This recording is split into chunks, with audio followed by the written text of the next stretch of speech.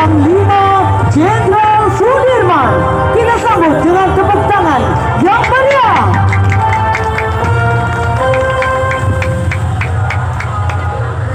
Yogyakarta, 19 Desember 1948. Rakyat sedang menikmati semburan matahari pagi. Mereka hidup rukun, bekerja berdampingan, dan saling mengasihi satu sama lain. Keceriaan dan kebahagiaan senantiasa menghiasi kota Yogyakarta. Santun, tegur sapa, dan bahu-membahu.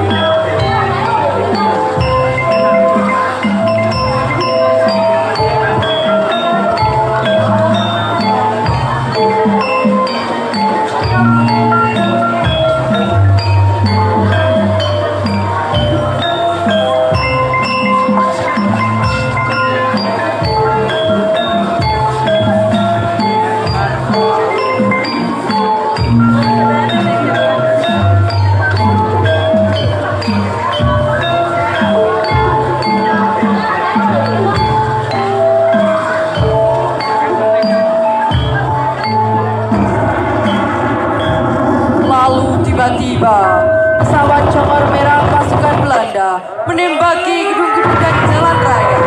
Rakyat Jogja berlarian menyelamatkan diri dan terdengarlah ledakan bom yang membahana, mengguncangkan dada dan seluruh wilayah Yogyakarta.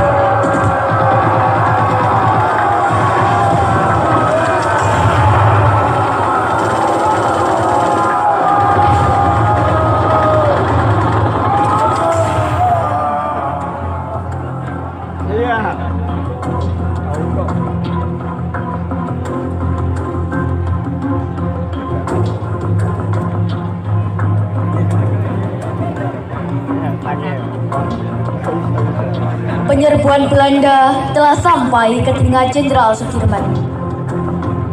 Jenderal Sudirman yang saat itu dalam keadaan sakit segera bangkit dari ranjang dan memerintahkan bawahannya Suparjo untuk melapor kepada Presiden Republik Indonesia yang sedang berada di Gedung Agung Yogyakarta.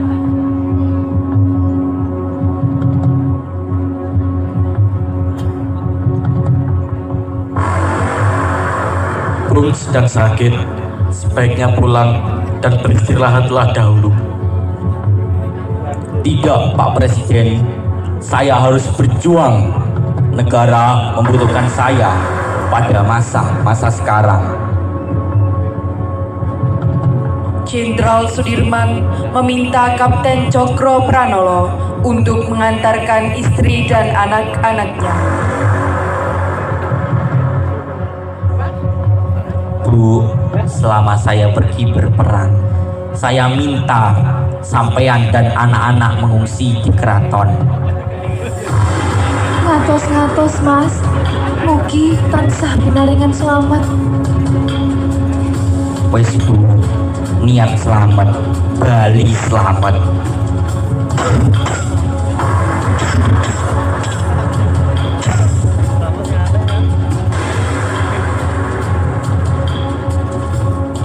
Jangan sekali-kali di antara tentara kita menjadi pengkhianat nusa, bangsa, dan agama. Harus senantiasa kamu ingat bahwa tiap-tiap perjuangan memakan korban. Jangan sekali-kali membuat rakyat menderita. Cukuplah mereka menanggung banyak luka dari peperangan yang sudah berlangsung lama. Jangan sekali-kali membuat rakyat merasa terbebani. Cukuplah mereka memikul beban atas banyak kesengsaraan yang telah ratusan tahun menimpa.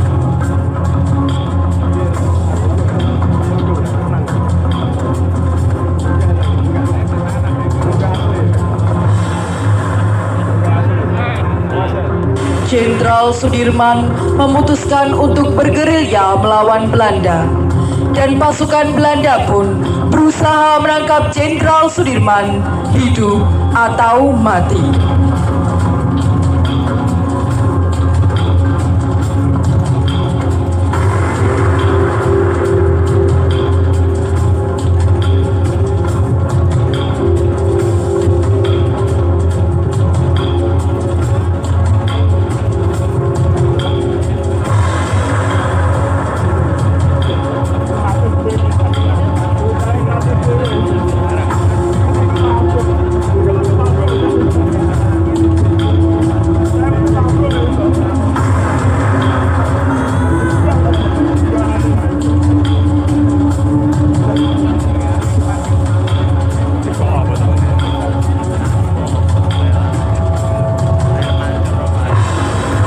Desember 1948, pasukan Jenderal Sudirman tiba di Kediri.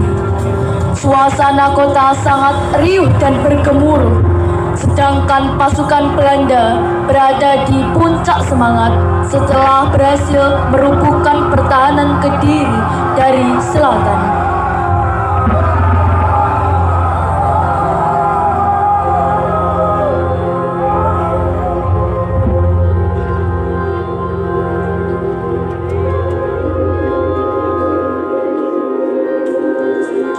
Jenderal Sudirman sangat ahli dalam strategi mengecoh lawan.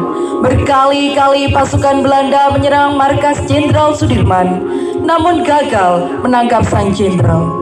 Lalu pada suatu saat di daerah Karangnongko, untuk menghindari kepungan Belanda, Suparjo menyuruh Letnan Heru yang perawakannya mirip dengan Jenderal Sudirman untuk menyamar dengan mengenakan mantel hijau yang selalu dipakai Jenderal Sudirman.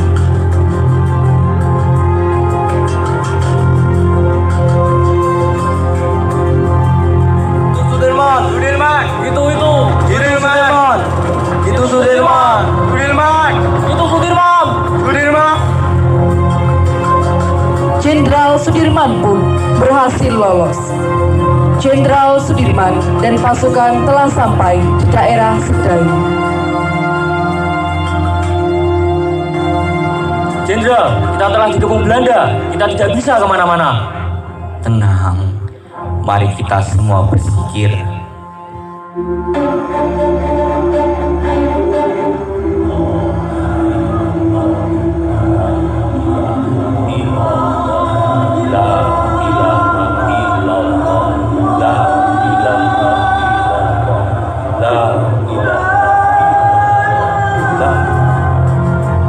Seorang mata-mata kemudian melaporkan keberadaan Jenderal Sudirman kepada pihak Belanda. Ini Jenderal Sudirman, ini Sudirman. Hei, itu bukan Sudirman. Ini Sudirman. Sudirman bukan seperti itu. Kamu berbohong. Ini Sudirman.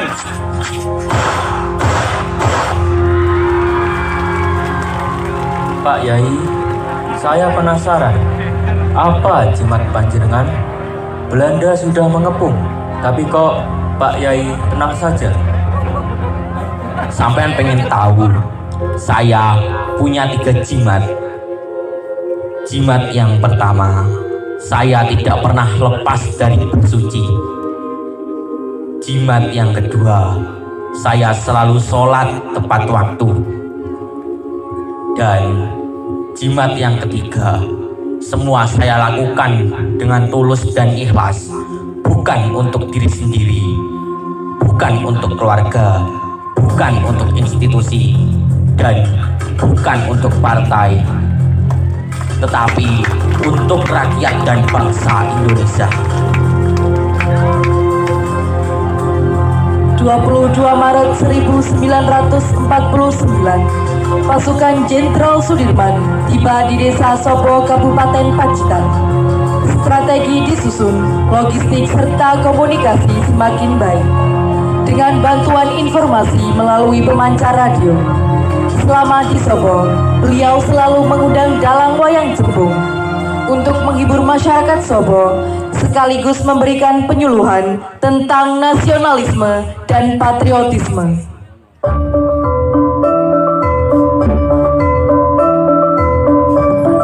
Tentarane Walanda dikon seneng, penyisan saya seneng. Sekali marteko, tetap marteko.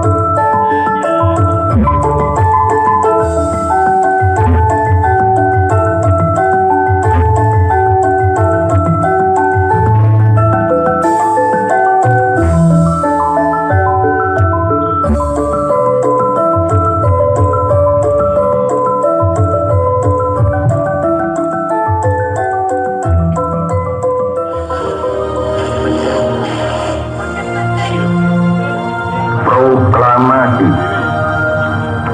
kami bangsa Indonesia dengan ini menyatakan kemerdekaan Indonesia.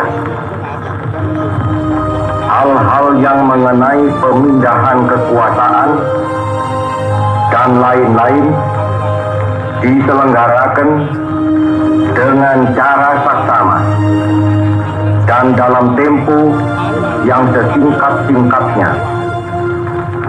Jakarta, 17 Agustus 1945, atas nama bangsa Indonesia, Soekarno Hatta.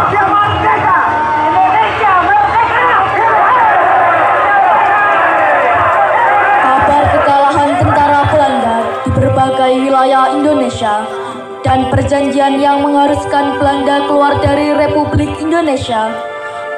Akhirnya, Jenderal Sudirman memutuskan kembali ke Yogyakarta untuk menemui Presiden Soekarno. Jenderal Sudirman berkata pada Presiden Soekarno, Aku serahkan kembali negara kepada tangan dan pundak pemimpin bangsa. Tugasku sudah selesai. Terima kasih, Bung. Sekarang sudah saatnya agenda istirahat. Kami, tentara Republik Indonesia, akan timbul dan tenggelam bersama negara, sanggup mempertahankan kedaulatan dan kemerdekaan Republik Indonesia sampai titik darah penghabisan. Robek-robeklah badanku, potong-potonglah jasadku, tetapi jiwaku yang dilindungi benteng merah putih akan tetap hidup, tetap menuntut bela siapapun lawan yang dihadapi.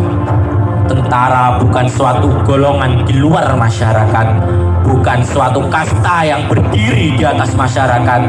Tentara hanya mempunyai kewajiban satu, ialah mempertahankan kedaulatan negara dan keselamatannya.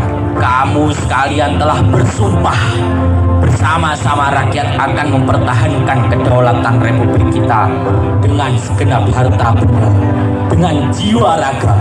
Jangan sekali-kali di antara kita ada yang menyalahi janji, menjadi pengkhianat, pemusnah bangsa, nusa, dan agama.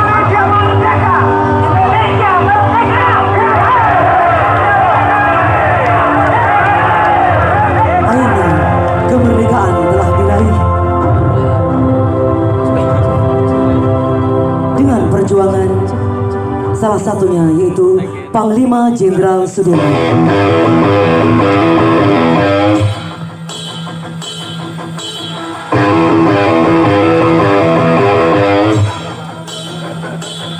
Selanjutnya kita sambut sajian artis dengan sebuah lagu Bendera.